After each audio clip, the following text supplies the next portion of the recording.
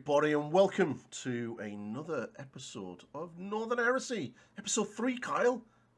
Number 3. Yeah, I know. We're doing well. I promise you that this one will not be as long as the Space Wolf one. Yes. Future self, I have still to edit that. Oh no. That's so long. It's going to be good. But today's episode is all about the Salamanders, and a little bit extra. We're going to be talking about how to get into Horus Heresy and sort of good ways, because I am getting back into the Horus Heresy and restarting. So it's kind of appropriate, really. It kind of helps. So rather than me ask questions, my lovely co-host is going to ask me questions. It's going to be interesting. Yeah. So from my perspective, I've only really glanced at Salamander's rules, and certainly from the perspective of the internet and from the local player base, And Games Workshop. not many people are playing Salamanders. Yeah, Games Workshop So, haven't even read the rules either. but I would say that we're one of the most unloved legions. no, I would argue that while your rules will be situational, Yes. compared to some other legions which get their benefits all game long and you'll see them in use. Mm-hmm. Salamanders don't get that, but I think that they make up for it with the units that they get and the war gear selections that they get. I hear this a lot. I do hear this a lot, and I agree. Our units are really good, but I disagree on the situationalness of the Legion trait. And we'll when we get into that, I'll expand on why I think that. And some people may think you're mental, Rick. Why do you think that way? And other people may agree. And I think that's what's the beauty of a legion like the Salamanders, because they're very much Marmite. You either like them or you don't. Especially in second edition with the current community view of them, should we say? It's talking to you out of circle. So, what would you like to ask me, Carl? So let's start off with basics. I mean, so what draws you to the salamander? I like fire. I want to burn people. No, not Um, really. I mean, I've always thought that the salamanders have sort of stood apart from other legions in terms of lore. They are the real good guys Yeah, I think of, lore-wise, of the Imperium yeah, because lore-wise, they are the good guys. they, you can correct me if I'm wrong, of course, but they always look out for the little guy and they're never looking at the bigger picture. Um, yes, they're very much the humanity's guardian angel. They definitely do have that sort of streak of wanting to protect humans, but on the flip side, they have got zero issues with ethnically cleansing the entire planet if they have to. Yeah, They are Marines at the end of the day, but they do have a soft spot for humanity. Vulcan definitely does. He seems to really hate Eldar and Eldar babies. Really does. But yeah, I think when I was going through, obviously, I played first edition, sort of bounced around a lot of legions during first edition. We have a friend called Tom, and Tom says I have hobby Tourette's. And that's how he describes my jumping from army to army. And I hold my hand up, I do jump from army to army a lot. And in first edition, I kind of did bounce around a lot of legions. I had Ultramarines, Space Wolves, and I even dabbled a little bit in Thousand Suns at one point. Night Lords, Um, maybe. I Night Lords and yeah, Ultramarines. I was looking at Night Lords. I had a very good game against our friend John with Night Lords. I took a very infantry-based infiltration type army, and he brought knights. Didn't end well. So yeah, but yeah, first edition was always quite interesting. So my largest army was the Space Wolves. I had about nearly 5,000 points of them, and I enjoyed the play style of the Wolves at the time, and I loved Lehman Russ because he is one of my favourite characters. But I've always had a a soft spot for the Salamanders, and when coming back into for second edition, I'm on a sort of a nostalgic journey right now. So I'm wanting my armies to sort of yearn for those yesteryears of my youth when I first got into the hobby, and I got into this in the late '80s when Mark Six was in all of the artwork, and the Beaky Marines just look great, and the new box set is just so good. So I instantly went Blood Angels because some of my original artwork that I liked sort of brought me back to that. But unfortunately, I had to sell all of that, and now I'm back again. But rather than go back to the Blood Angels, I fancy doing something that I've wanted to do for a while, but never really taken the plunge. So I thought the good time now would be, and it really helps to the fact that nobody here in the local gaming scene of Heresy in Northern Ireland seems to be playing Salamanders. Like, they're completely overlooked. And I do think the community here is in a really good, cool place, because we've kind of got every legion covered. Yeah, we've got.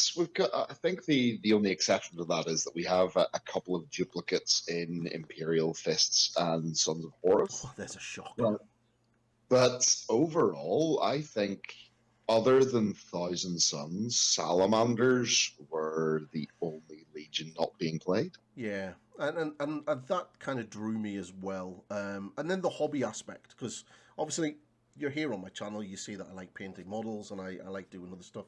And I've started dabbling around now with some sculpting. And so when I like to look at a project and plan everything before I start. So I will have my painting recipe for the armor done before I even lift the brush to start painting my units. And I'll have everything that I want to do and the conversions I want to do roughly planned out before I really embark on it. And one of the things that the Salamanders presented itself was I can sculpt dragon scales and make my guys look even uniquer than they already are going to be on the table. Because nobody's going to have green marines here. And I can have green marines covered in dragon scales. And I can really sort of make the army look more unique to my tastes. So it's a fun project. I'm looking forward to delving into the hobby side of it. And obviously, you're starting off with the Age of Darkness box. Yeah, obviously, well, for anyone that is getting into the Horus Heresy, that Age of Darkness box is literally your go-to. It's your starting point is from that is amazing. I mean, 40 Mark 6 tactical marines, brilliant. A Spartan, you need 2 more. 10 Terminators, and a Contemptor, and then a couple of characters. You have everything to essentially get a reasonably decent army on the table.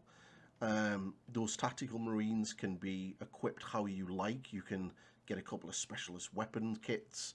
You can get some heavy weapon kits and sort of really, modulize the units down into certain specific roles. The Dreadnought is just Contemptors right now are just amazing, and you get one. So it's a no-brainer really to start with that box, and obviously you get your templates, because for anyone coming from 40k into the Horus Heresy who's never played the Horus Heresy before and not played Warhammer 40k before 8th edition, in the Horus Heresy we use templates. We don't just randomly roll dice to determine how many models get hit and wounded. We have the fun of putting templates over our models and then arguing if they're under said template, because that's wargaming in a nutshell. So yeah, it's a good, and then obviously you can build upon that. So for likes of me, I can look at bringing in some Fire Drakes, although the Cataphracti Terminators in the box can be used as Fire Drakes, and then I can bring in some more specialist units like Pyroclasts and get some extra Marines and build some support squads, and when the Assault Marines come out, get some Assault Marines as well. So it's a really good jumping off point for the Heresy hobby as a whole. Yeah, I think you're heading home with exactly as it is. I mean, this box is such a good starting point for any person, any legion. Yeah. Some suit an awful lot better than others. Hmm. Some require an awful lot more conversion than others. You might end up finding yourself. I think one of the common ones is my advice is if you want to start and you want to do Night Lords, just buy yourself the special weapon kits to get multi-chargers, and you can make those tactical marines into terror squads. Yeah, You don't yeah. need to buy Forge World kits for it. No, it's such they've done such a really good job in regards to the kits. Now, okay, they're taking the piss on some things in regards to like the Leviathan, where you have a close combat one, you have a shooty one, but then if you want the additional weapons, you have to then buy the additional weapons separately. Um, that's the Heresy. They've always kind of charged more for the Heresy. We had a joke in first edition that we always had the Heresy tax. Um, and that's kind of what they're going to be doing anyway with all the other stuff. But the amount of things that are now out there for the Horus Heresy, you can pretty much field whatever army your little head can come up with. Yeah, Pretty much. yeah. Now I seen a man in our local community trying to offload a Spartan. Kyle, did you see that? Um, I'm not going to name them. no, but I don't pay attention to sports. Let's be honest. That would be I that have would be a second one. I have two, and even taking two in a 3K army, I think is pushing it. One more. It's the Spartan meta, man. It's going to happen. I'm going to make it happen. I actually, in terms of composition, I think that if you're wanting to run armor to get some units across the board, I actually am starting to lean into the idea of taking a Spartan and a Land Raider instead of double Spartan. Well, yeah, the Land Raider kit is something that I want as well. Now, for just before we get into what the Salamanders do, for like army ideas that I do have, and something that I would like to do, and this is only because I've been building Predators all weekend, is a armored company army.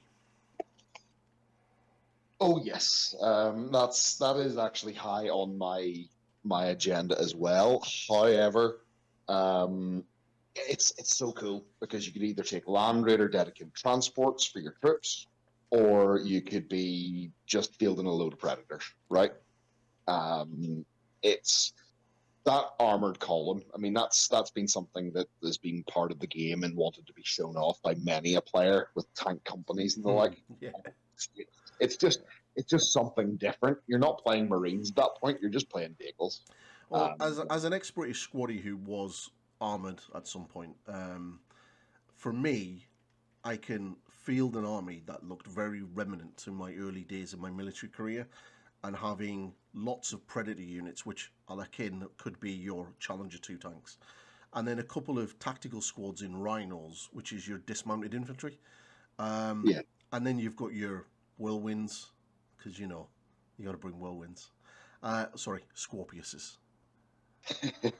Nobody in their right mind is going to bring a whirlwind.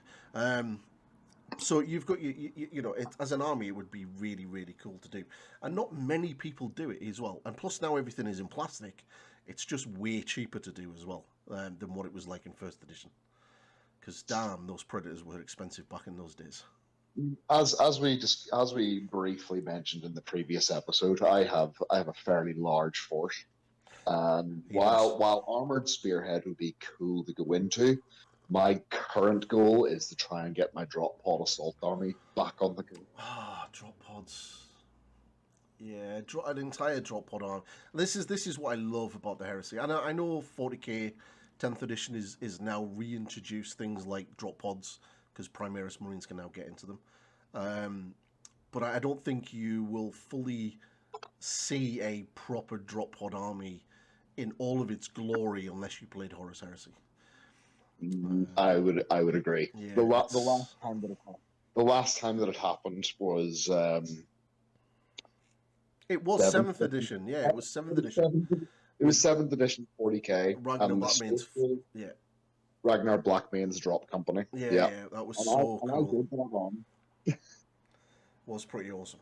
Um, but yeah, salamanders. Let's get into Let's salamanders. let's talk about the Salamander. So what is their Legion trait then, right? So our Legion trait is actually quite good, and I'm going to go into this reason why.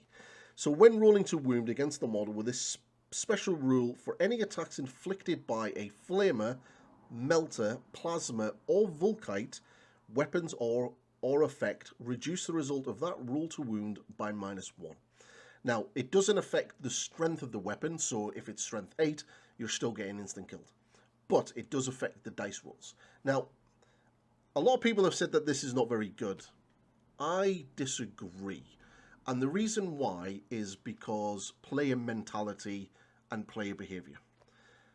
We all know Vulkite is a really strong weapon in 2nd edition, as well as Melter. Flamers, not so much, because we've got a lot of heavy infantry type in the game and they're getting the rerolls for those blast templates.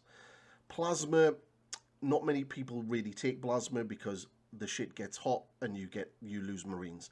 But Vulkite kind of gives you that power and the precision that the other weapon systems don't really give you. So we, as a Legion, have an inbuilt defense against that. Now, yes, it's not going to change the strength, but if you're needing a 4 or a 3 to hit me, but you're now needing 4s on those dice, that's a little bit of better odds at staying alive than it's not.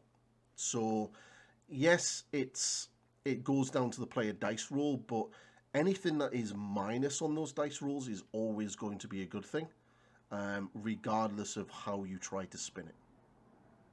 Do you agree, Kyle? I know some people out there will disagree with that.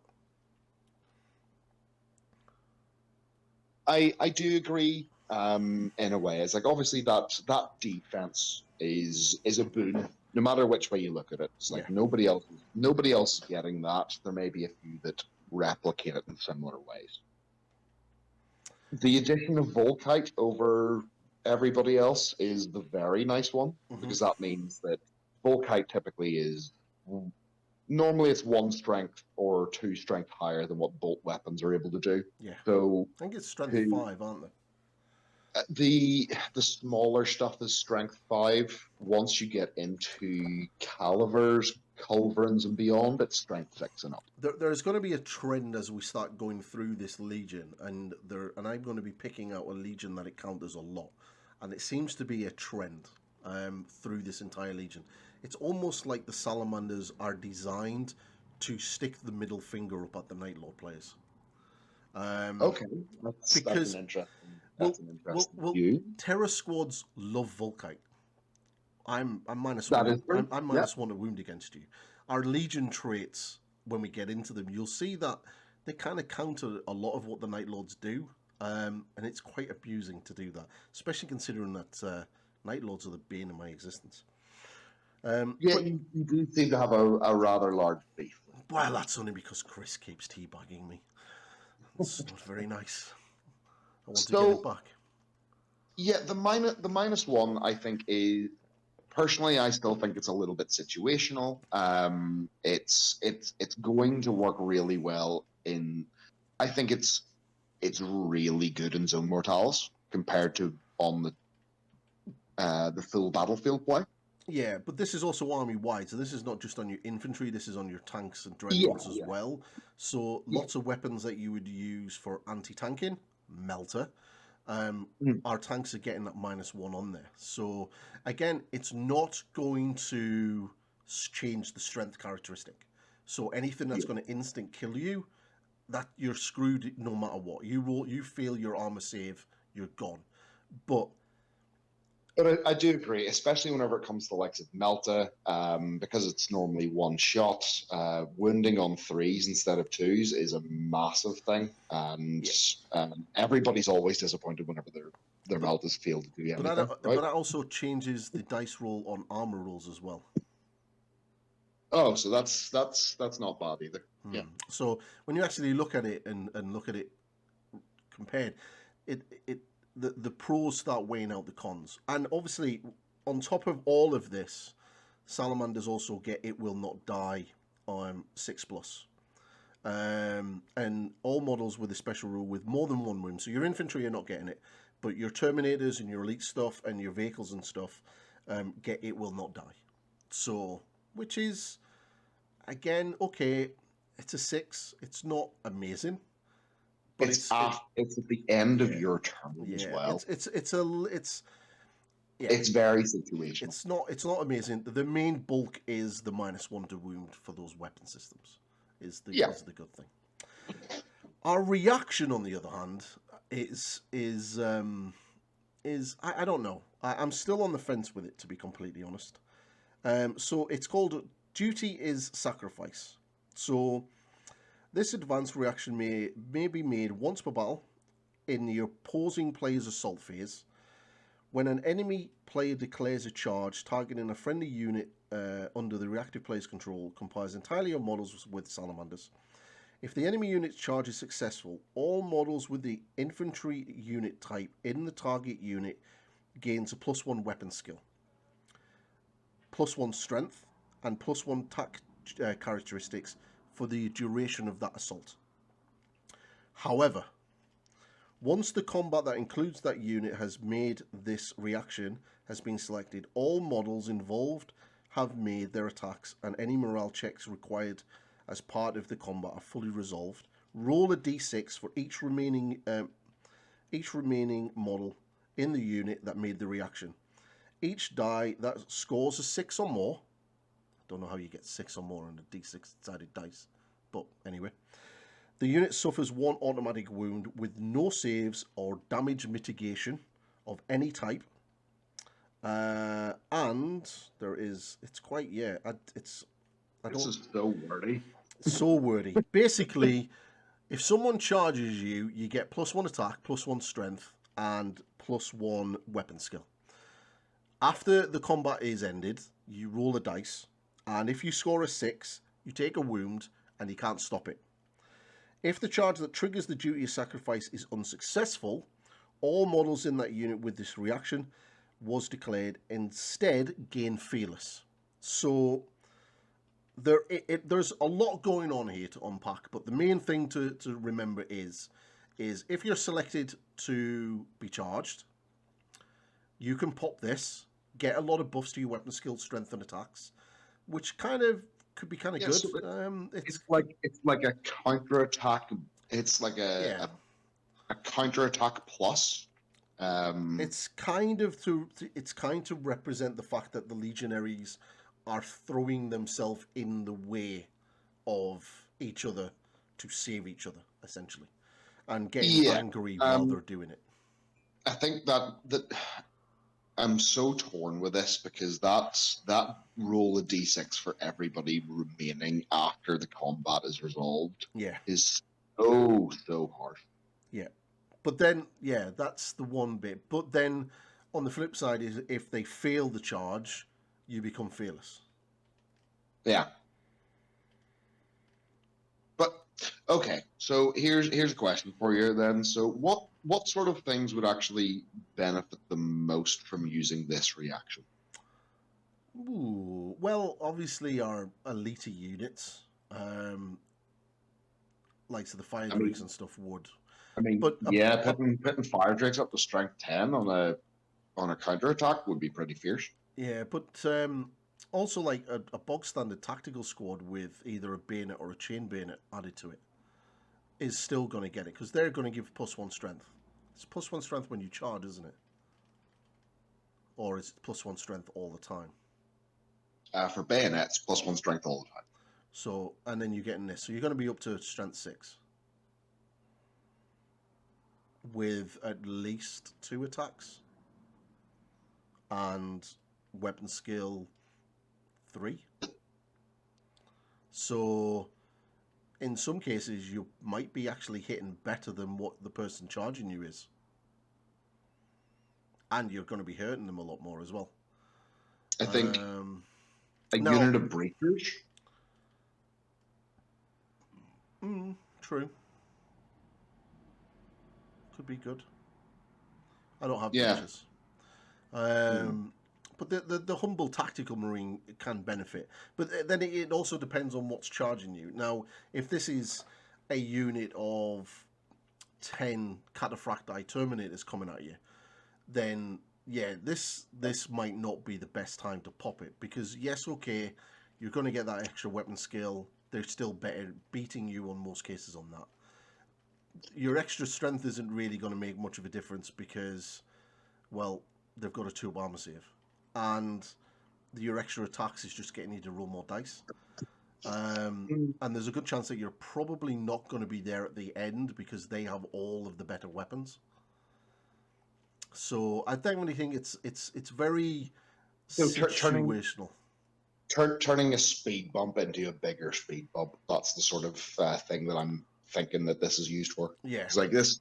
It's like, you know that the guys are going to suffer. You may as well pop it to see if they're. Yeah, it's not the best reaction I've seen. There are far better reactions out there, and there's a lot.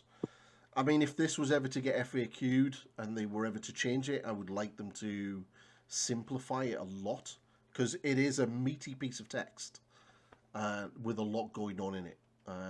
So yeah, I would definitely like that to sort of be played with. But you know, it is what it is. We have got it. It is in the assault phase, so or the opponent player's assault phase.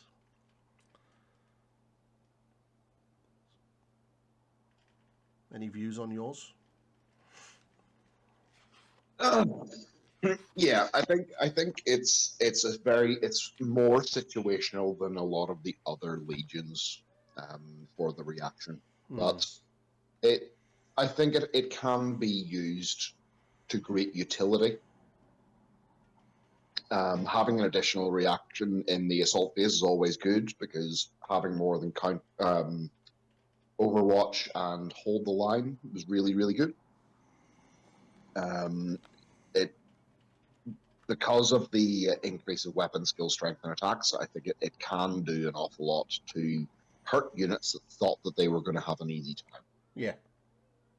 But don't rely on that unit living past whatever they're trying to do. I mean, if you threw it onto, if you did it while using a unit of fire drakes, you're pretty much, because of their weapon skill 5, their strength of a lot of their weapons, you know that's gonna hurt whoever comes at you. That'd be a scary proposition to go up to, is if you decide to try and charge fire drakes and pop this skill, that'll make them weapon skill 6, strength 10 with their thunder hammers, and getting an extra attack as if they were charging.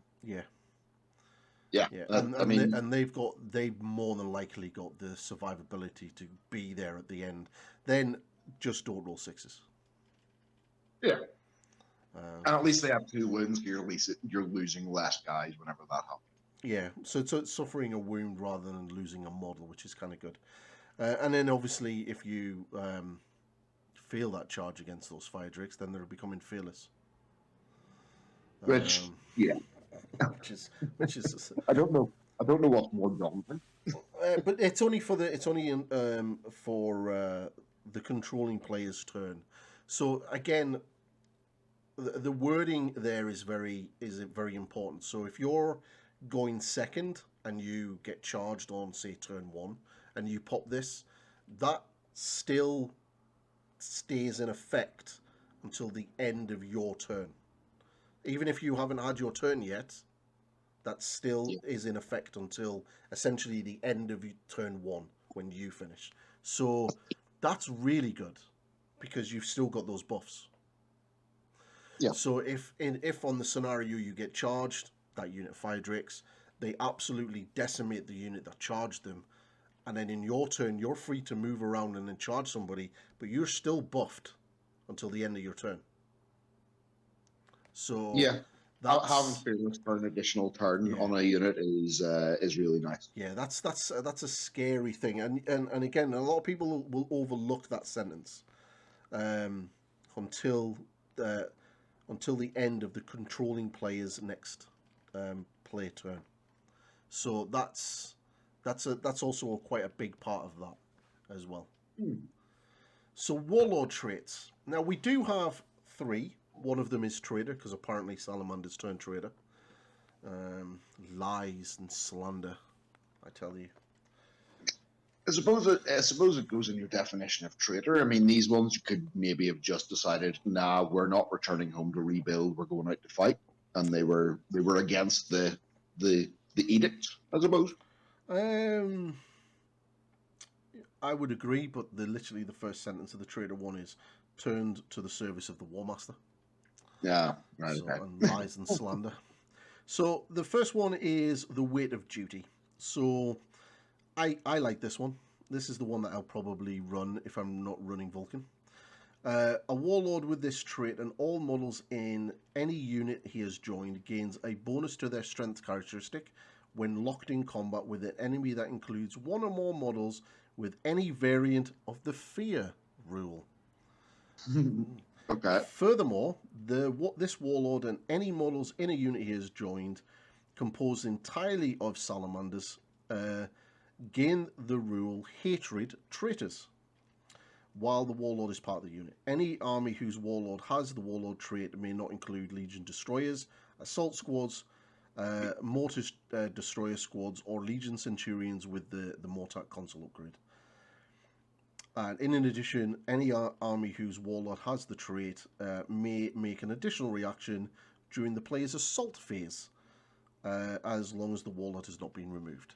So, +1 strength and gains hatred of traitors, and also has fear, which is a very big we do not care about you, Night Lords, because we are also scary. Also has fear. Where's that? If the unit that the Warlord's in gains the fear special rule. Oh no, sorry.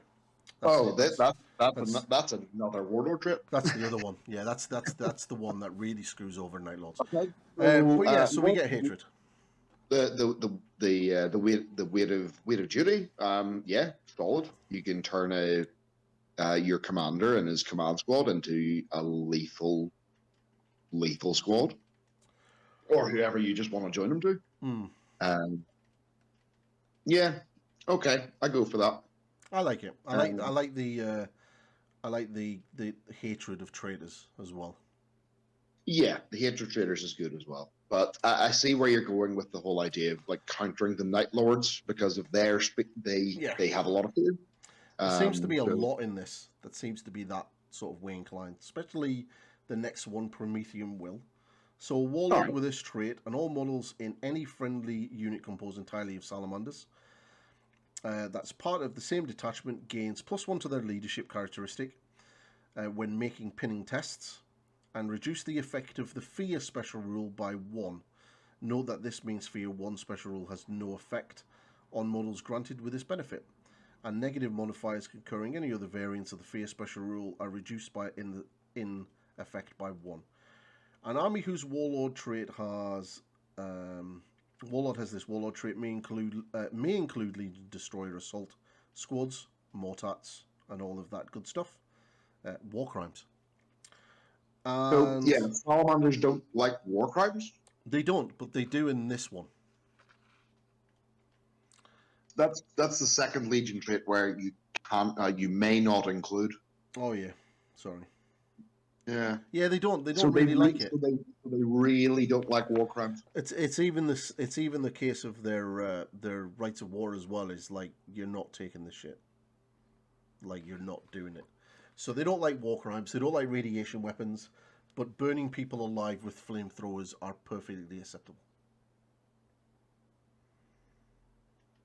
Fair enough. Yeah.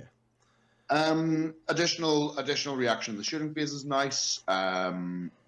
Nullifying fear is crazy. It really screws up with the Terror Squad Harry army.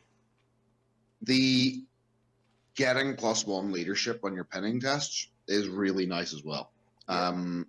There's a lot of strengths in this Warlord trait. Mm-hmm.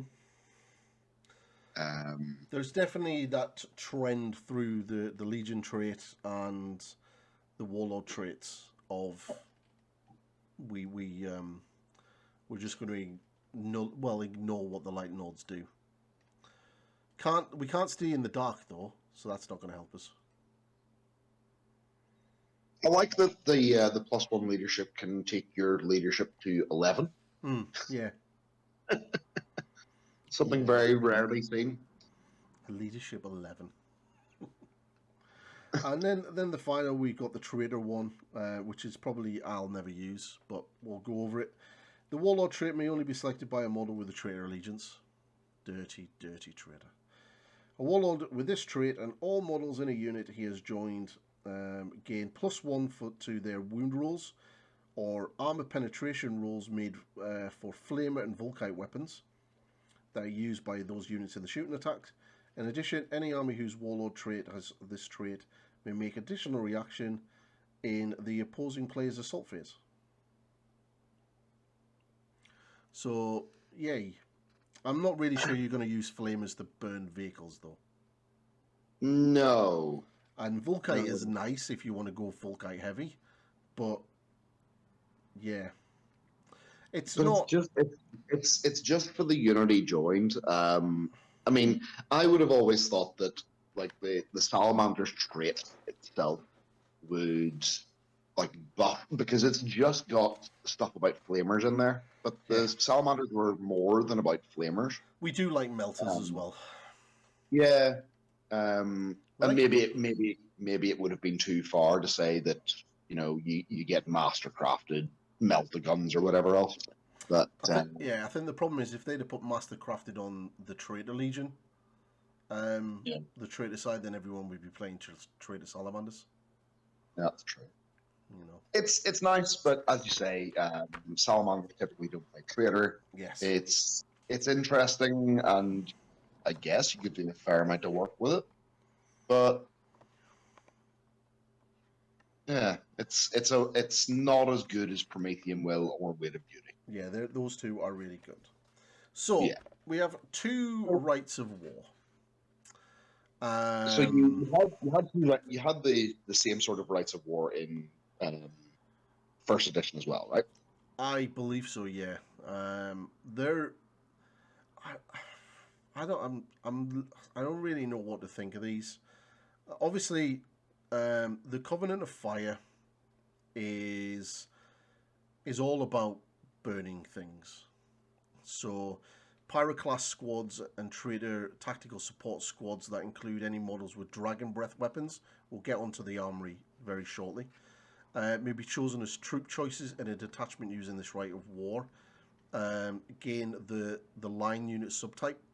So that's kind of cool to kind of make them like tactical squads where you're going to be able to do the whole objective thing.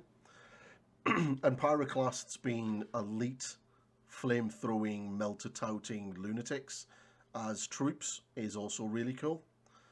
I like this next part. Legion Predator Squadrons composed of entirely models with only Dragon Breath cannons, Dragon Breath heavy flamers as weapons, may be chosen as a non-compulsory troop choice. Now, that's cool that you can have support units of Predator tanks. The only downside that I don't like about this is you have to take the flame turret, and I would rather take the melter turret to be complete, which is what I've done on my Predators. So I wouldn't entirely jump into that purely for the Predator squadrons. Yeah, I kind of get what you're going for. Yeah. I think it's if you're wanting to save space on heavy support slots, right? And you want to take extra armor and you've got the points for it, and you'll squeeze in one of these predators that are all flamers all the time. Yeah. It's a very cool. I think the flamer has torrent, so you've got a little bit of a range on that. But again, it's a flamer template, and when coming up against anything with the heavy keyword, they're just getting to reroll their armor saves against it. So, and that's one of the biggest drawbacks to the Salamander Legions, because template weapons in this edition are not as effective as they used to be because of the introduction of heavy. You'll absolutely murder any non-marine that stands in your way. Oh yeah, Mechanicus or anyone who's stupid enough to bring a guard army, I'm going to burn them all day long. But again, they're just as sparse as Salamander players right now. Although I have been looking at the militia PDF, so it's calling to me. So this has got limitations, obviously, like a lot of Rights of War. So we can't take deep strike assault or units that must deploy by that method, which also includes the deep strike special rule. However, units from a detachment using this Right of War may be assigned to a subterranean assault or flanking assault as normal. A detachment using this Right of War may not include Legion Destroyer Assault Squads, Mortis Destroyer Squads, and a Legion Centurion with the Mortis, because Salamanders, again, don't like war crimes. And a detachment of this Right of War must include a Legion Centurion, Legion Cataphracti Centurion, or a Legion Tartarus Centurion with the Champion Console upgrade. Now, that's about the only thing on the Pyroclast part that I actually like, because the Legion Champion is so good. It's so good. I like a cheeky champion every now and then. So that model has won me games just by refusing to die. And what I love about him is when you get into a challenge, him and the unit he's with gain. Is it stubborn? It is stubborn. Yes. So they just don't take any modifiers. Whenever he's in a challenge with an enemy character, and as long as that challenge is ongoing, the unit gets fearless. I think it's one of them, yeah. But he just stays there and just gets to kill things. He's really good. Yeah, I like him. So the next Right of War, what's that? I think the Covenant Fire sort of tries to build itself almost. There's like those Pyroclast squads, instead of them being elites, taking them as troops, backing them up with a unit of flamers, that sort of thing. It's trying to be the Salamander's equivalent of a Pride to the Legion with Pyroclasts. Which is cool. It's one of the closest things to, like, even though they don't like destroyers, but having a destroyer army. Yeah. If you get what I mean. Yeah. Although there's some good points to it. There's some weird parts to it. And then there's just some parts that you're just not going to do, because you're not going to bring a Predator with the flame turret on the top. Yeah. That I think is just a little bit of seasoning. The fact that Pyroclasts and the tank support squads get line, that's the real takeaway from this. Yeah. So the next one is what about the Avalon? The Awakening Fire. So all models with both the infantry unit type and the Legion Astartes Salamanders in a unit that's selected as part of this detachment using this Right of War may be given the Fear 1 special rule for 20 points per unit. It's expensive. Would you do it? Depending on who I was playing against, yes. Okay. All models with both the infantry unit type and the Legion Astartes Salamanders in this detachment using this Right of War may ignore all modifiers to their leadership when making pinning tests. That's good. That is real good. All models in this detachment using this Right of War with the Psyker subtype may choose to have the Fury of the Salamander discipline instead of any of the other psychic disciplines they could normally select. We'll get into that in a second.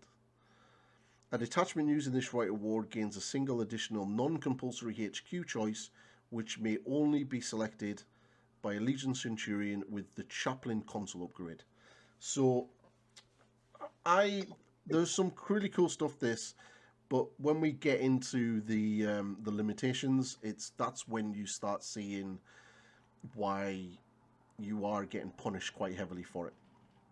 So a detachment with this Right of War may include no more than one unit composed of models with the cavalry type.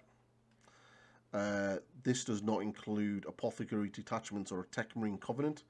That includes models that have the cavalry unit type, and may not include any models with the Warhawk jump packs.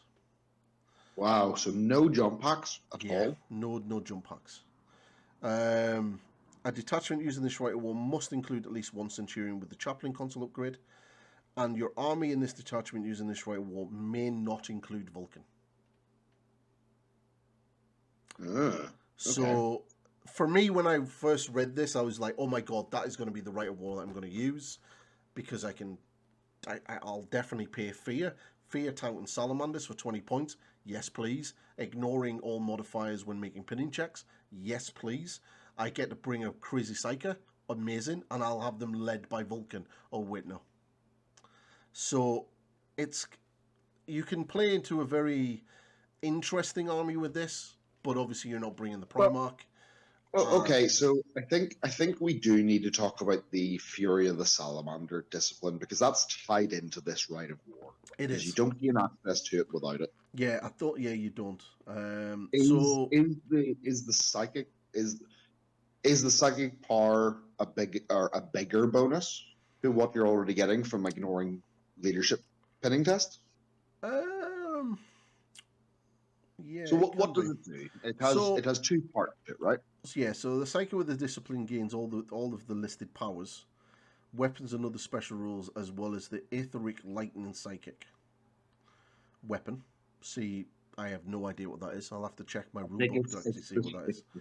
I think So it is the standard psychic power shooting attack. So the Salamander's psychic power is Salamander's Fury. So at the start of their own player turn, the controlling player of a Psyker with this power may choose to make a psychic check.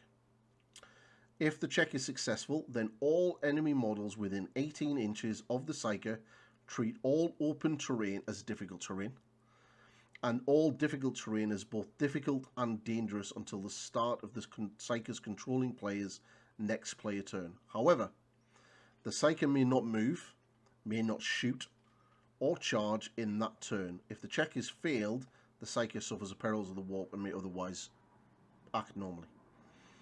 So basically,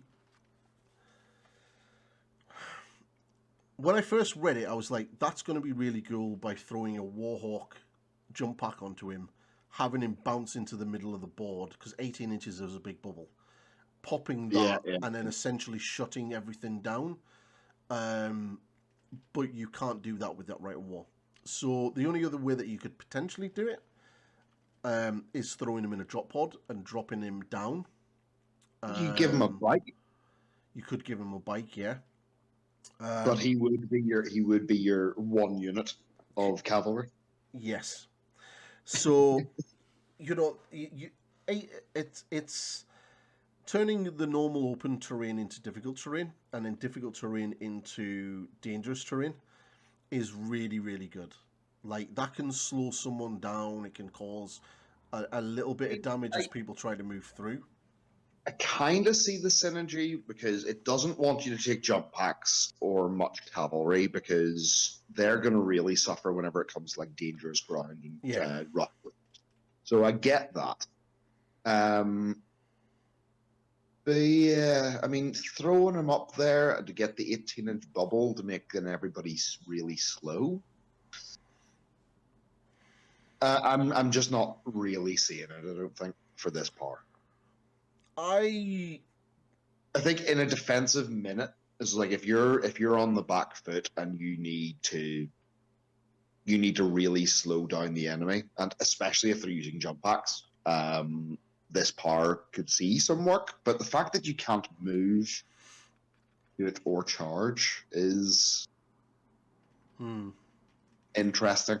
But it's at the start of your turn, so even things like putting him in a transport and then getting him up and then getting him out, you kind of have to sort of set it up the turn before. Yeah. So you have to get him into a position, get him into cover, in a position where he's not going to be able to be targeted, and then in your start of your turn, unleash it.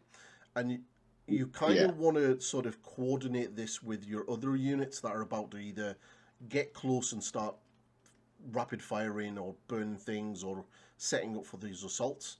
So yes, it could work. Now I don't know what dangerous terrain does to things like vehicles and knights, so that also could be. As long as you don't roll, as if you roll a 1, you lose a hull point, and I think you're immobilized whenever you're a vehicle. Yeah, so that again, that could be really, really good. Yeah. You could essentially try to shut an army down before going into them, but it's not what I envisioned a Salamander Psyker doing. I always envisioned them to be crazy pyromaniacs running around and burning the shit out of everything with big fireballs, but apparently just making rock shake a lot is what they do. Now, they do have a psychic weapon which is pretty tasty.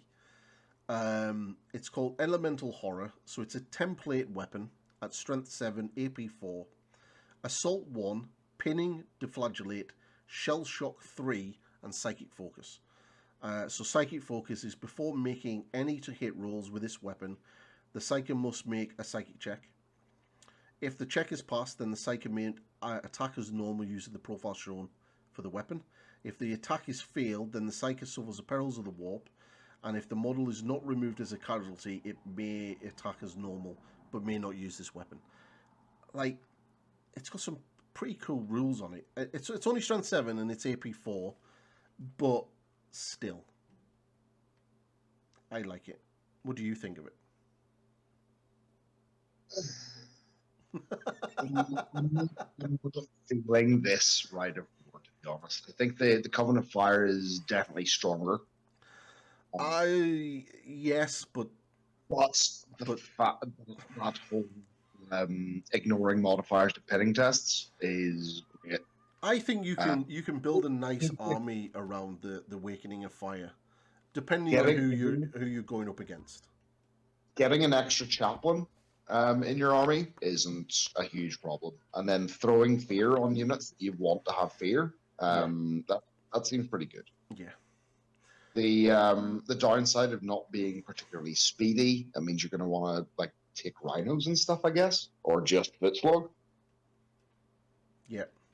Yeah, I'm not overly fussed by the psychic discipline, to be honest. I think the Shell Shock 3 is fun, but it's on a flame. And that flavor can't breach. No. And to be fair, you're not... If you're going to assault him, then you're going to get it in the face. But yeah, I don't know. There's certain elements of this that would work nicely. I think you could build quite a nice thematic army around it. Yeah. I think it's cool. The one thing that puts me off it straight away is I can't put Vulcan in it. Yeah. And it's a shame because like it's Vulcan. Obviously, the Covenant of Fire is probably what I'll end up leaning into because, well, we'll get onto Pyroclasts very shortly. They are really, really good. And I like the idea of them. So, and plus you can bring Vulcan, but I can't deep strike. So no drop pod army. That is the one benefit is the But then I think the reason why is if they were allowing you to deep strike, could you imagine that army with lots of drop pods? Like literally getting right in your face as soon as it arrives? That would be horrible. Yeah. That would be horrible.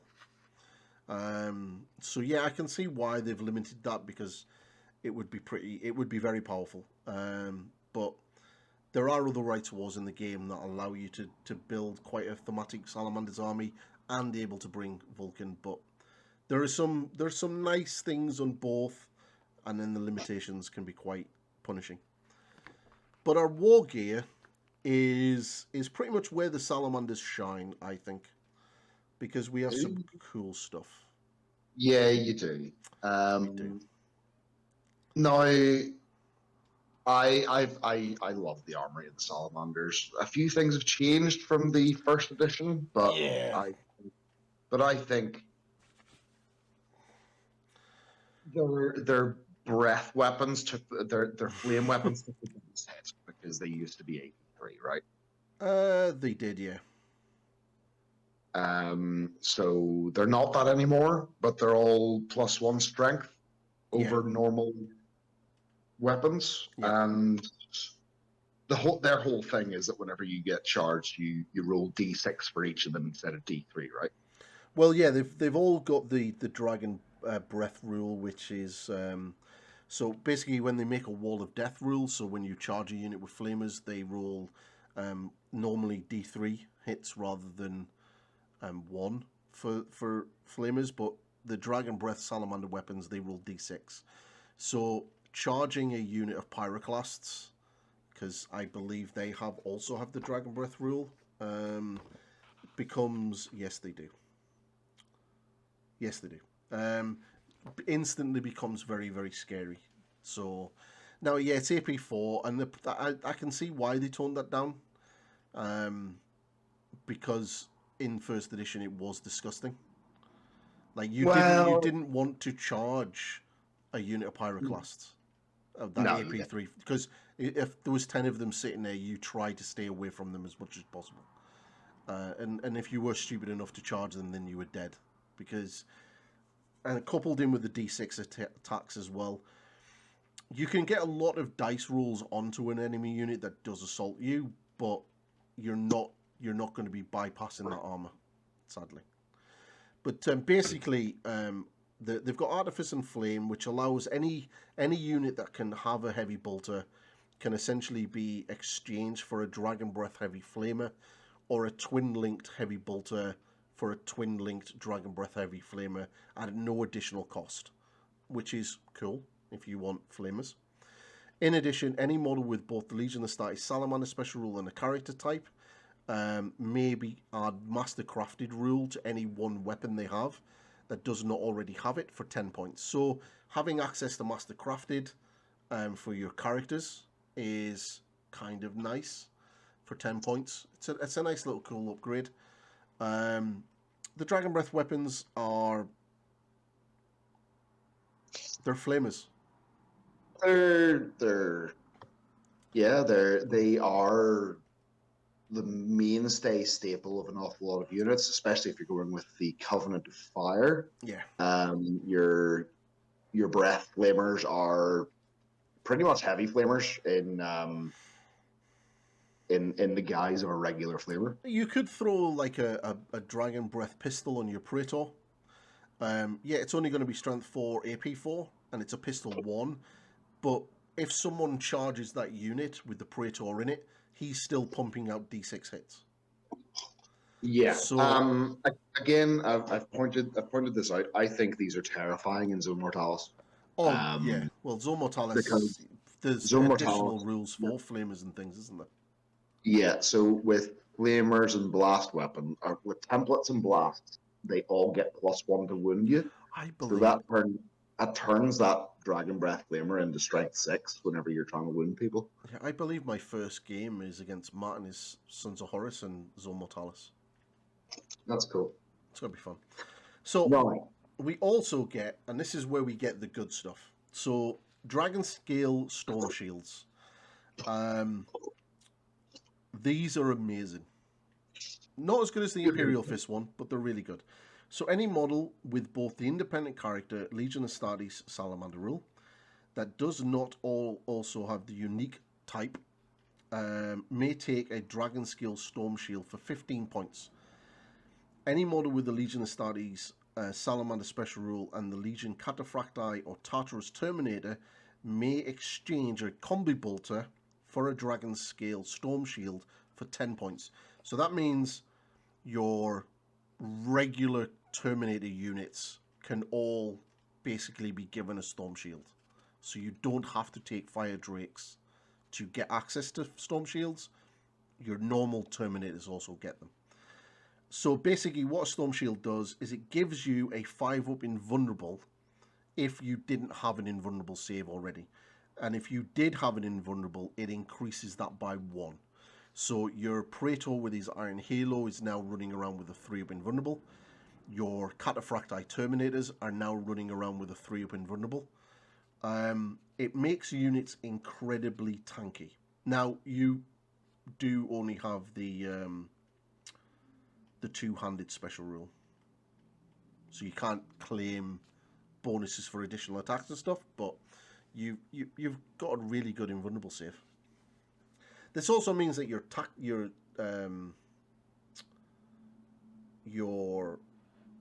oh no, it's only your Cataphracti. Oh no, sorry. I instantly thought of something else then, and you can't do that anymore. But yeah, it's good. The Tartarus Terminators can take them, which I think is quite interesting, because pushing those Tartarus to a 4-up invulnerable save can make them. Yeah. I mean, it gets rid of that problem that you have with Tartarus Terminators, is they lose the good invuln save. Yeah, they go on par with Cataphracti, but then they still have the sweeping advance rule, which the Cataphracti doesn't. Yeah. So it's quite good. I like the Storm Shields. I think they're one of the cooler parts of our war gear. And then we've got the Mantle of the Elder Drake, which this has changed from 1st edition into 2nd edition. So a single Legion Praetor, Legion Tartarus Praetor, Cataphracti Praetor model with the Salamander's rule in any detachment may take a Mantle of the Elder Drake for 35 points. And basically you gain the Battle Hardened 1 special rule. Now in 1st edition you basically got Eternal Warrior. Which is meant that every Praetor in a Salamander's army had it, because you always give him Eternal Warrior. But now it's Battle Hardened, which I'm not too sure what that does. So Battle Hardened treats you as toughness 5 for certain things. Hang on, I've got my book around here somewhere. But isn't it the +1? It increases the threshold before you get instant killed. So rather than be instant killed on an 8, you're instant killed on a 9. I believe that's what it is. I think Matt tried to explain it to me the other night. Battle Hardened is for the purposes of whether or not attacks of a strength twice this model's toughness. So if it's to determine if you're instant kill. Yeah. This rule does not alter the score needed to wound rules, so it's just about the death threshold. So they need strength 10 weapons to kill you if you got Battle Hardened 1. Yeah. Well, that's nice. It's pretty cool. Battle Hardened is pretty rare. What it is? 35 points. It's a lot of points, but it's only going to be on your Praetor, so. Yeah, making your Warlord harder to kill, never a bad shout. And then you're going to give him a Storm Shield as well for 10, 15 points. So he's going to have a 2-up armor save and a 3-up invulnerable with Battle Hardened. Like Salamanders are very tanky. And that's kind of their play style. You kind of want, unlike the Space Wolves where you want to be in the players, your opponent's face and getting in there and getting fighting, the Salamanders are very much the reverse to that. You kind of want people to come to you, and then for them to hit you, and you sort of giggle at them because they're not killing you. And then you have the very strong and defensive units that then smash the living crap out of them. That's generally how Salamanders play. Yeah. And speaking of someone that likes to be assaulted and then he smashes the face, is Mr. Vulcan. Yes, the hammer himself. He is the hammer. 465 points. So he's a little bit more expensive than Russ. Now he is weapon skill 7, ballistic skill 6, strength and toughness 7. He has 6 wounds. He is only initiative 5. He is probably, I believe, the slowest of all of the Primarchs. I think he is. I don't know if he's the slowest, but certainly it is one of the slower ones. 6 attacks, leadership 10, 2 armor save. His initiative 5 isn't really a problem. He's definitely a tough old boy, because toughness 7 is higher than most of the Primarch. Yeah, he's I think the other one that might be very, very similar is Mortarion. I don't have the trigger book to hand. Just going to see what Ferris is. So as we saw from Russ yesterday, so what sort of Primarch do you think that Vulcan fits in? Is he a force multiplier for the Salamander's army, or what does he do whenever you take him?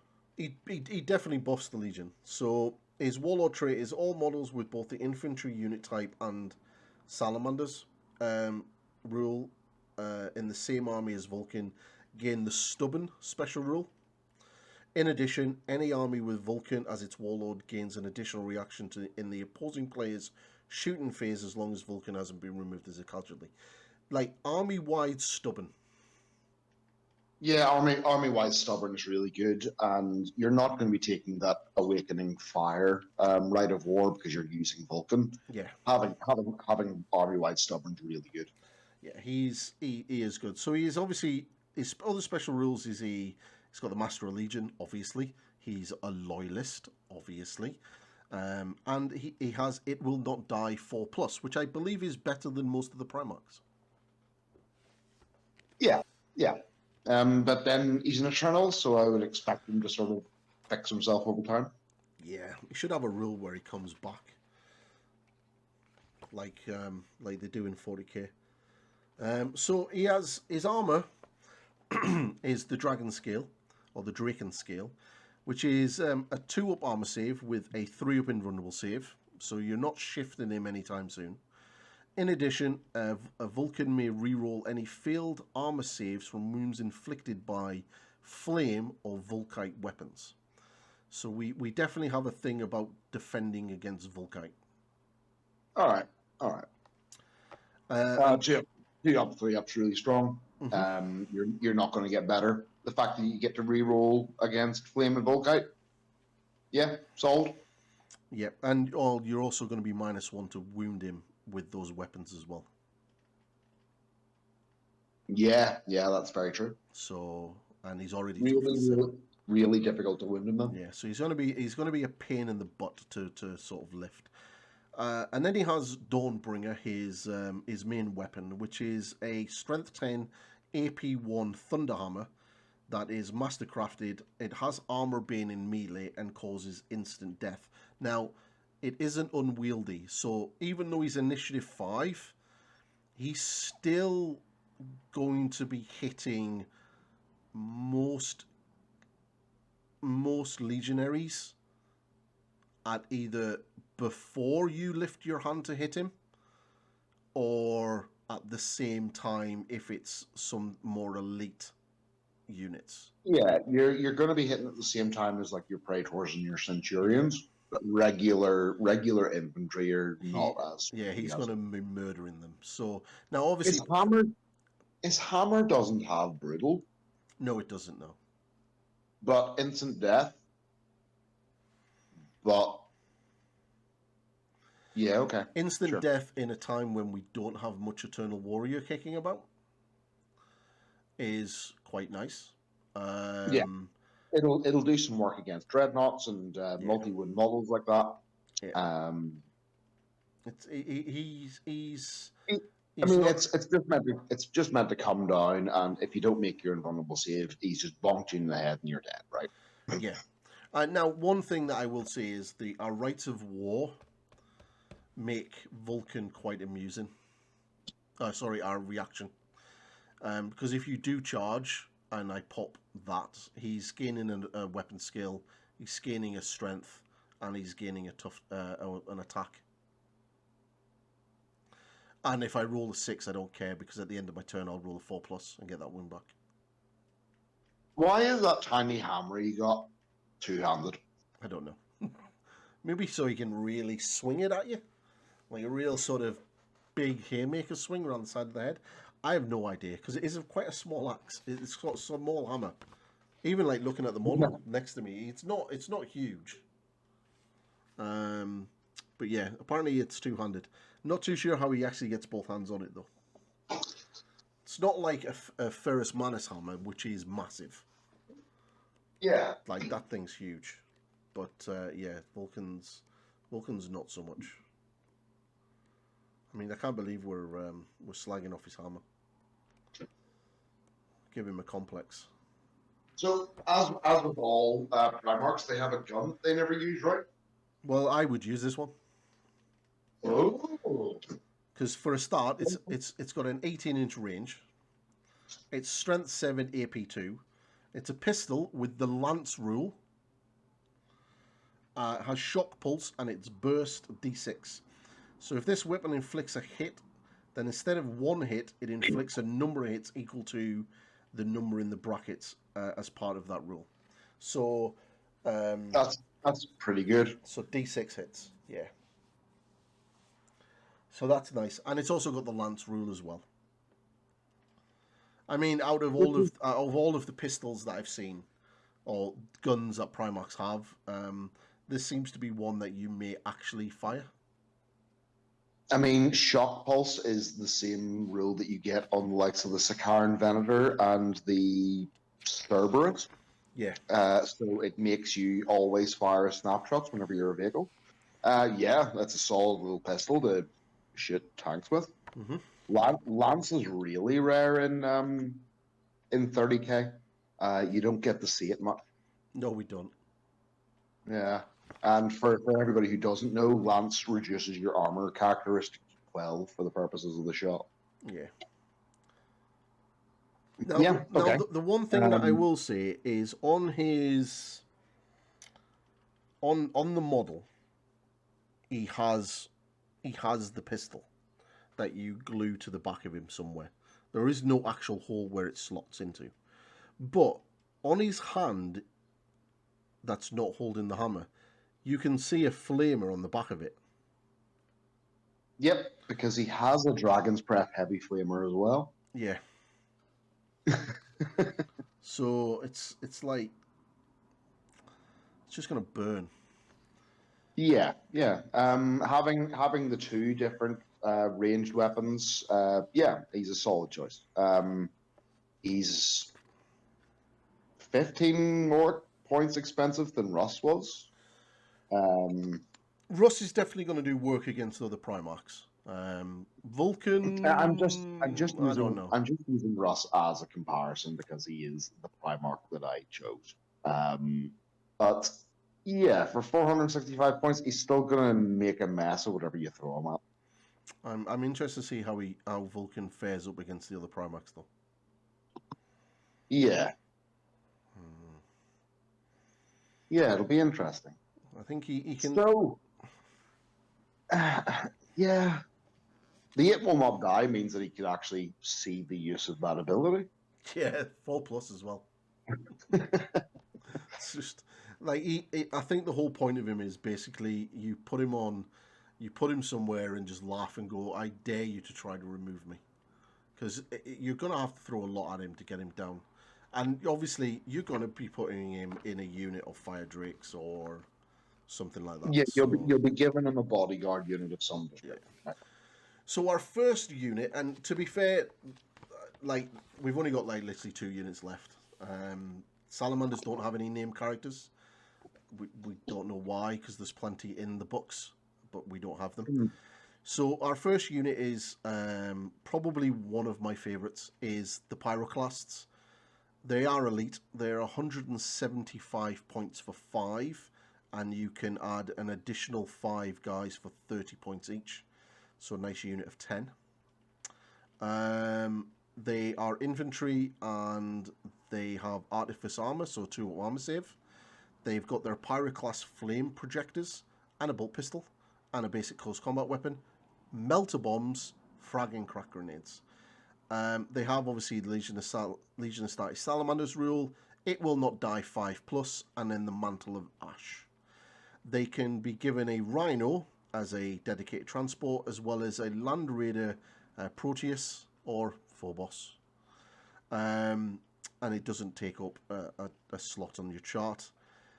And they can exchange, the Warden, the unit leader, can exchange their close combat weapon for either a power weapon, a power fist, or a thunderhammer. So they've got quite a lot going on. The melter bombs, very nice. The It Will Not Die 5+, not bad. It's better than the 6. Artifice armor is really quite nice. So the entire unit's coming around with a 2-up save. And then they've also got the Mantle of Ash, which models with this rule gain a 5-up invulnerable against all flame, melter, plasma, and volkite weapons. So you're -1 to wound them with that rule, with those weapons. and they also get a 5-up invulnerable against you. Yeah. So These guys will do some work. they really will, and they're really, really nice models. The paint job on the Forge World website is terrible. The ones in the book are really, really nice. It's interesting because their stat profile is the same as very similar to the Deathsworn profile from the Space Wolf. Yeah, because they have that 2 wounds to mark them off as really elite troops, but they have the weapon skill 4 of the destroyers. yeah, and 2 attacks each as well. Yeah, yeah. And the warden who leads them that may have that power fist or thunderhammer is going to have 3 attacks. You'll give him the thunderhammer. Yeah, I think the unit comes with a power fist when you buy the models. Could do. So their guns can be fired in one of 2 ways. This is like these guys. Yeah, honestly. They can be fired in the dispersed mode, which is a template weapon at strength 6, AP 4, assault 1, dragon's breath. So obviously, if you charge this unit, and there's 10 of them, there's 10d6 hits going against you for the wall of death. Now it's going to be strength 6, and it's going to be AP 4, but that's a lot of dice that they're going to be rolling at you, so you're probably going to lose a good chunk of guys. A lot of wins. Or they really just want to be a dick and they turn it to a focused beam, and it turns into a range 12, strength 8, AP 1, assault 1, armor bane melter weapon. So your standard melter gun. Yeah. Pretty good. Yep, they're pretty decent. I like them. I will probably end up getting at least a couple of squads of them because then you get those melter bombs for free, which is a massive saving. Yeah. For a lot of different units. I think the Word Bearers Ashen Circle are a similar unit which get access to melter bombs like that. Yeah. You don't need to pay for it; they just get it automatically. Pyroclasts are great. Really, really strong unit will do the work for you. And then we're going to end our little jaunt through the Salamanders with probably one of their most iconic units, and that's their elite Fire Drake Terminator squads. 250 points for 5 models. They are obviously infantry with a heavy keyword. They are in Cataphracti. Now, I just want to point out, the models are not Cataphracti armor. The models that you buy from Forge World are in Tartarus armor, but their rules are Cataphracti. If you're getting into 30k and you've got the big black box, your Age of Darkness box, those 10 Cataphracti models that are in that box can be taken as Fire Drakes. You can equip them and run them as Fire Drakes, because Fire Drakes are essentially just a Cataphracti squad that can have a dedicated transport of a Phobos or a Spartan as a dedicated transport. And then they've got all of the general weapon options that a Cataphracti Terminator squad would have. So Thunderhammers, Power Fists, Chain Fists, combi weapons, combi bolters, power weapons and stuff. And then obviously you can also then give them the Dragon Breath Heavy Flamer, and they can all carry the Dragon Skill Storm Shields. So they are still walking around with a 2-up armor save, 3-up invulnerable save. They do have quite a lot of rules, so they're relentless because they're Terminators, they're bulky too. They are automatically stubborn. They have the rule Forged Craft of Nocturne, and it will not die 5+, and favoured of Vulcan, which is pretty good. So the Forged Craft of Nocturne is the controlling player of a model with this special wound may re-roll all failed to hit rolls of 1 made for weapons of the melee type. So re-roll ones. Native reroll ones is really good. Yeah. It means you don't need to bother putting a chaplain with them for that hatred. Nope. It just means that they are that good. They are. Obviously, the favourite of Vulcan, so a Fire Drake's Terminator squad may be selected as a retinue squad in a detachment that includes at least one model with both the Master of the Legion, Salamander's rule, instead of an Elite's choice. A unit selected as a retinue must have one model with both the Master of Legion of Static Salamander's rule from the same detachment selected by the controlling player as the Fire Drakes. Squad leader for the purpose of the special rule. A Fire Drake Terminator squad selected as a retinue does not take up a force organization slot. So that's kind of nice. And it's considered as part of the same army. And basically it's a bodyguard unit, essentially. Yeah, it's standard retinue rules. So now, obviously, you can take the storm shields on everyone. Yes. And that'll cost you 10 points a pop. No, hold on. These guys are 5. They get them for 5 points. They get rather than pay 10 points like regular Terminators do, your Fire Drake Terminators get it for 5. Now, I'm just going to check a Cataphracti squad in regards to points alongside these. Because... Well, remember the Fire Drakes have an additional weapon skill, so they are proper elite Terminators, whereas regular Terminators are only going to have that weapon skill 4. Yeah. So obviously, for that, the additional rules that they get, like the stubborn and it will not die, and the inbuilt mastercrafted essentially, or rerolls of ones. A normal Cataphracti squad is coming in at 175 points. These are coming in at 100 or 250. So, you are going to be paying slightly more, but you're getting a little bit more for your dollar. Yeah, they're really good. I like Fire Drakes. They're one of the more scarier Terminator units in the game. Just by sheer fact that they're not going anywhere. I mean, you're going to be paying 60 points a model. Yeah. For each of them, because you're gonna take that shield and hammer, and it's gonna crush whatever you come up against.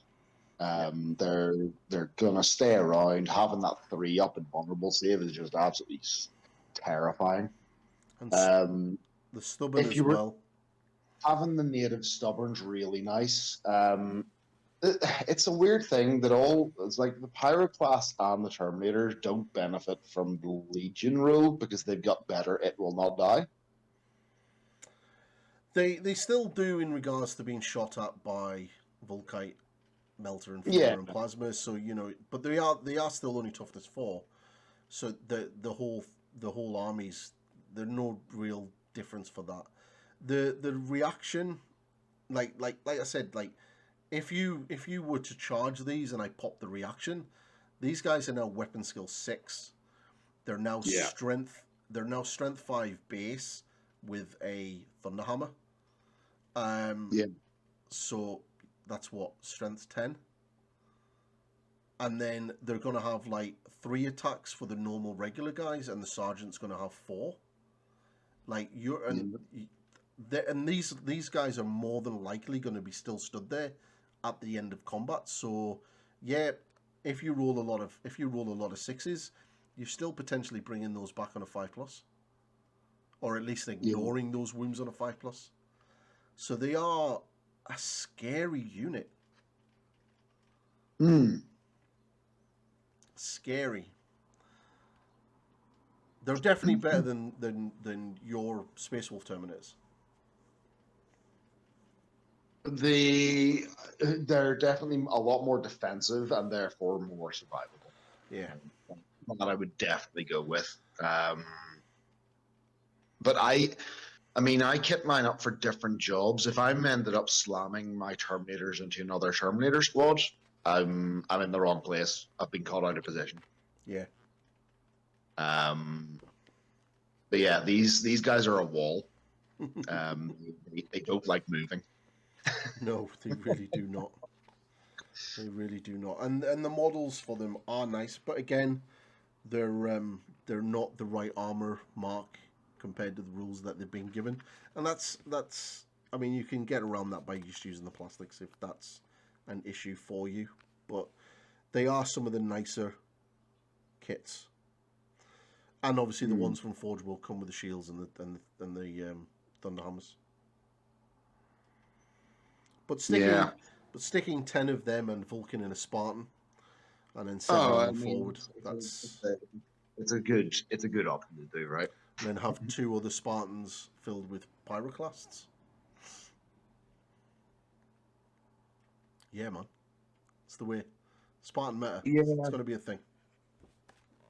Now, obviously, that is the end of the end of the main book for what the Salamanders have, and they have other things. It's like every legion has its inducti, and I think Salamanders inducti are really good. Yeah, you sent me the info for them. It's very in keeping with what Salamanders are, I think. Yeah, so the Salamanders inducti, where's the page? There we go.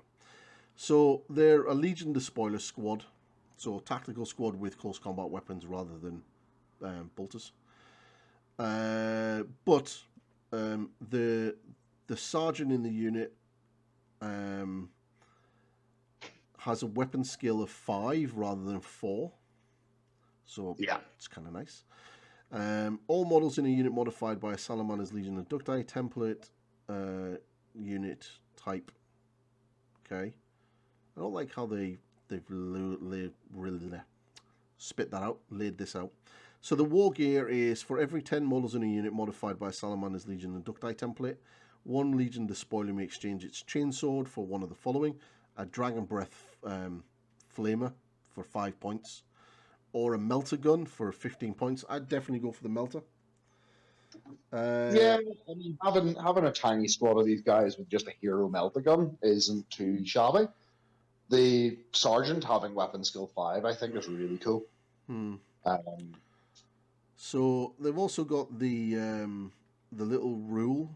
So the controlling player of a model with this special rule may reroll all fail to hit rolls of 1 for attacks made with that model's melee weapons. So baked in reroll ones to hit.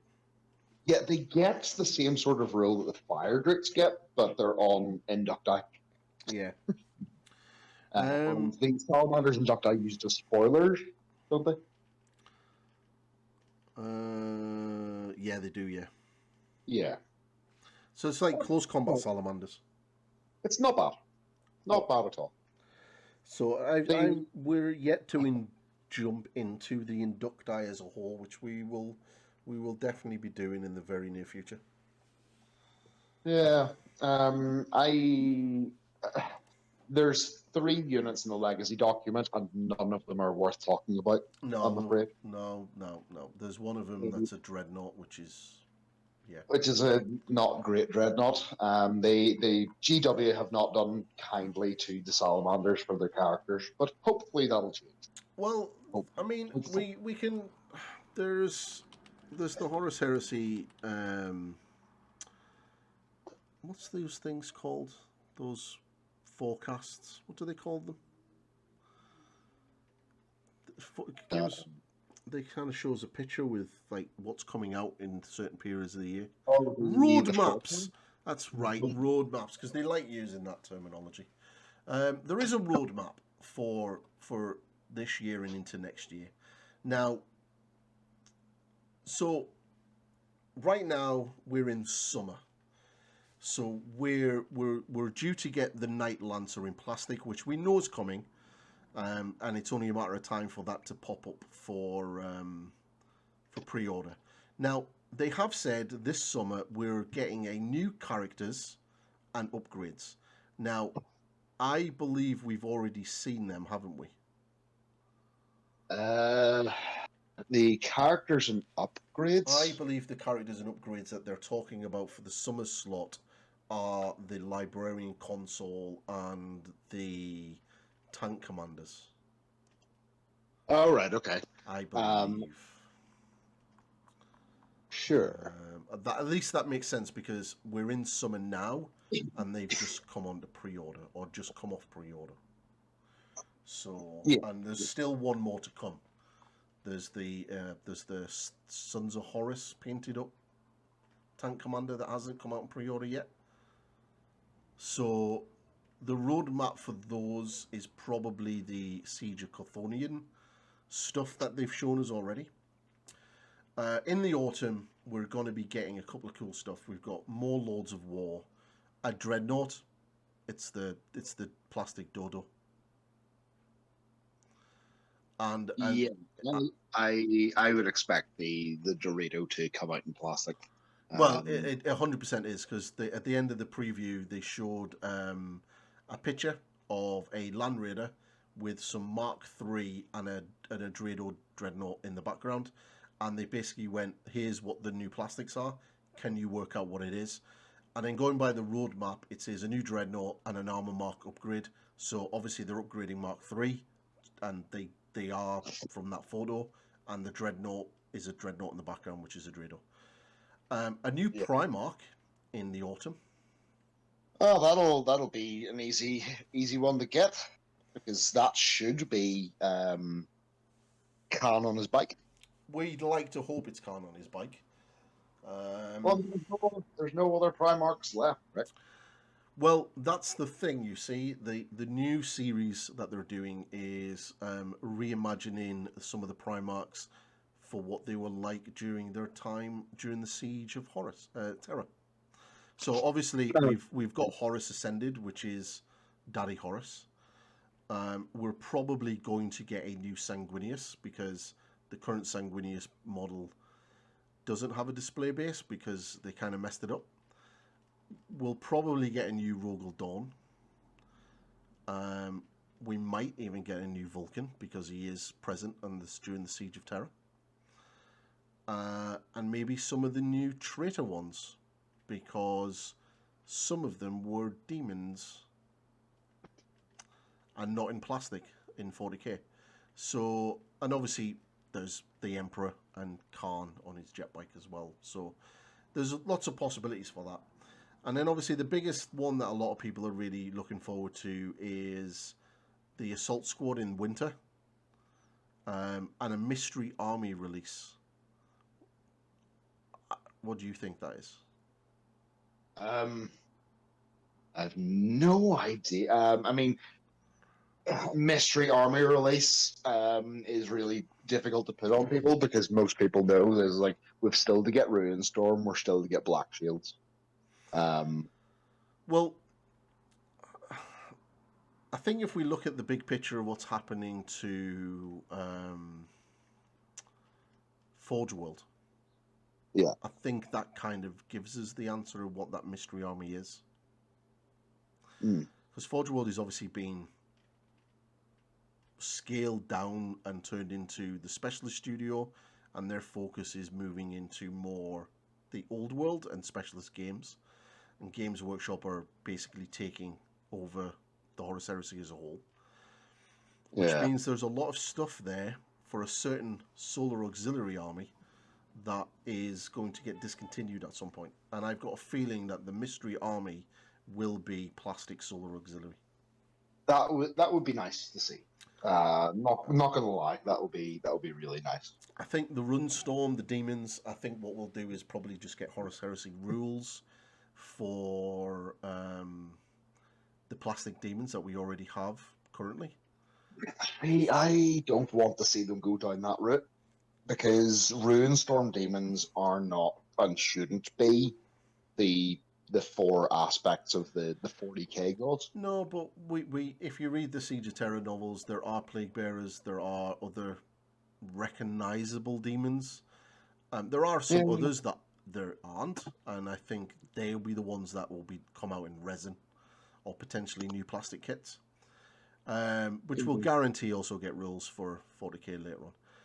But one of the things that really excites me, and especially as a Salamander player, and I live in hope, is in the winter there's new characters and upgrades, and I'm hoping that that little bit there, that little bit saying new characters, will be a nice set of Terminator and Power Armor plated Praetor models for the Salamander Legion.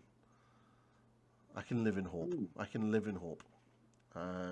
Would you be disappointed if they came out with a named character? I don't think we'll get a named character. Now, there's plenty of named characters that we could get, but I don't think we will. And I don't think we will until they do the rules for Shattered Legions.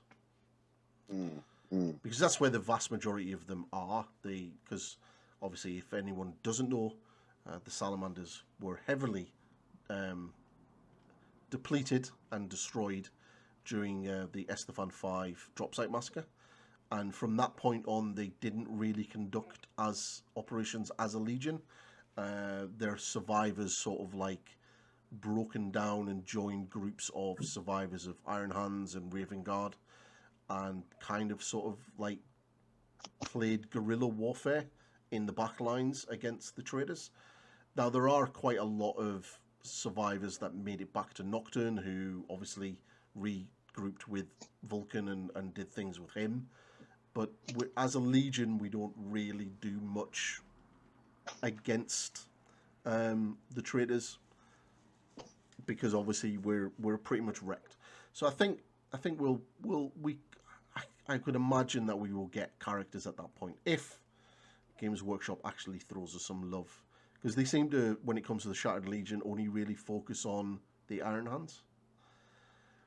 And then in the spring next year, there's a Legion Command Squad, which so interests me. I can't wait for that.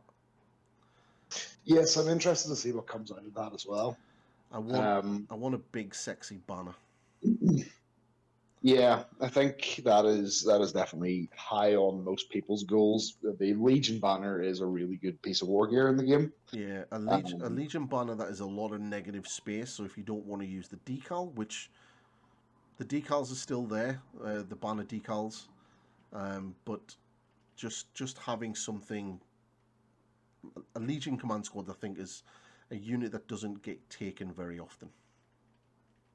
I think that they're more acceptable to play in version 2. I think there's a really good argument to actually bringing a command squad. They're really good. And then obviously in resin, new characters and new upgrades. So potentially more Legion Praetors, because there's quite a lot of legions that don't have them yet. And maybe if I don't get love in the winter, I might get love in the spring. Here's open, and that's all we can ever do. I really do hope. I guarantee that my second legion that I was going to do was Iron Warriors, and I guarantee in the winter they'll show Iron Warriors Praetors, and I'll cry. Because it'll be like, no. But well, there's a lot. It's been an interesting chat about the Salamander today. It has. I think that they are usable. Their units are really strong. The only place that they really get let down is, in my opinion, is their Legion rule, just because it's gonna be a little bit more neat for you to see it in play. I disagree with the Legion rule. I think it has its advantages, and I think that's only because of how people build their armies. And we have an innate defense against the good things, which I think is good. I think the It Will Not Die 6+ is very, very, very situational and not going to happen very often. The reaction is interesting. There's a lot going on. It kind of punishes you where other Legion reactions don't, which is a little bit unfair, but that's the kind of thing you get with Salamanders. We have some interesting war gear. Our Rites of War they have quite interesting points. I think the big takeaway is that nothing is unusable. But you need to have a little bit of prior thinking as to what you're using certain things for. I think we have a solid Primarch. I'm really looking forward to getting the big balded man on the table. Yeah, I'm quietly confident that Salamanders are going to be good. They're going to be He's fun time. the people's Primarch. He's won the heart of the people. He doesn't need anything else, right? I've just got visions of Vulcan doing the elbow drops off walls into Angron's head. But yeah, it's that's Very good. good. Very good. I personally can't wait to see some of the things that you're bringing out for it, for your brand new army, and yeah, see how everything unfolds. Yeah, hobby wise, obviously, if you're on the channel, you're watching the videos. There's a lot of hobby content coming for the likes of the Salamanders. They'll have their own little playlist coming up very shortly, or actually at the time of recording, I have just finished filming Vulcan's painting tutorial for his head, obsidian skin. But that should be, now that you're listening to this, that should be already up on the channel. As well, maybe his power armor tutorial as well. There's going to be a few more. There'll be a more power armored focus for your regular Marines using the same recipe. Obviously, I'll be making it a little bit more friendlier to paint in large quantities, rather than Vulcan will be probably aimed more to the top end of painting because he is a centerpiece model. There's going to be a tutorial for sculpting things like the Drake scale pelts that hang off Salamanders a lot in the artwork, as well as the facial cowl that you'll see on the likes of the Pyroclast and stuff like that. And there'll be a tutorial as well for freehanding flames for your pauldrons and stuff like that on the side of your tanks. So there's a lot of hobby content in regards to the Salamanders. There's also going to be like a series of videos called Heavy Marine, which is me basically tackling the recipes for the heavy metal team that do the box art, and trying to paint up models to that standard as close as I physically can get. And it's a lot harder than it looks. So that's going to be quite interesting to getting in. So hobby content wise, there's a lot coming for the channel. Podcast wise, we have lots more to talk about. I will close off the podcast now. Any final words, Kyle? Just keep playing, everybody, and we'll see you next time. Cool. So if you haven't subscribed to the channel, please do so. Comment, like the podcast. The algorithm loves it. It's like taking it on a date and buying it wine. It's very receptive. And we will see you in the next one. Okay, peeps. Catch you all later. Goodbye. Bye.